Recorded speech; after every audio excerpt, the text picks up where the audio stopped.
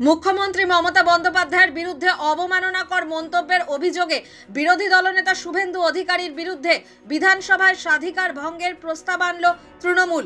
মঙ্গলবার বিকেলে রাজ্যের শাসক দলের তরফে মন্ত্রী চন্দ্রিমা ভট্টাচার্য, শোভনদেব চট্টোপাধ্যায়, অরূপ বিশ্বাস, ইন্দ্রনীল সেনেরা এ সংক্রান্ত নোটিশ জমা দিয়েছেন স্পিকার বিমান বন্দ্যোপাধ্যায়ের কাছে। বুধবার অধিবেশনে এই বিষয়ে মত জানাবেন বলে বার্তা দিয়েছেন স্পিকার। তবে সেই সঙ্গেই বিরোধী দলনেতার মন্তব্য অনভিপ্রেত বলে জানান তিনি। তৃণমূলের অভিযোগ, মঙ্গলবার শুভেন্দু বিধানসভার অধিবেশন কক্ষের বাইরে মুখ্যমন্ত্রীর বিরুদ্ধে পাকিস্তানের হয়ে কথা বলার অভিযোগ তুলেছেন। সেই কারণেই স্বাধিকার ভঙ্গের প্রস্তাব আনা হয়েছে। প্রসঙ্গত, এর আগে অসংসদীয় আচরণের জন্য গত 17 ফেব্রুয়ারি বিধানসভা থেকে সাসপেন্ড হয়েছিলেন শুভেন্দু সহ 4 বিধায়কের বিরুদ্ধে 30 দিনের জন্য ওই পদক্ষেপ করেছিলেন স্পিকার বিমান।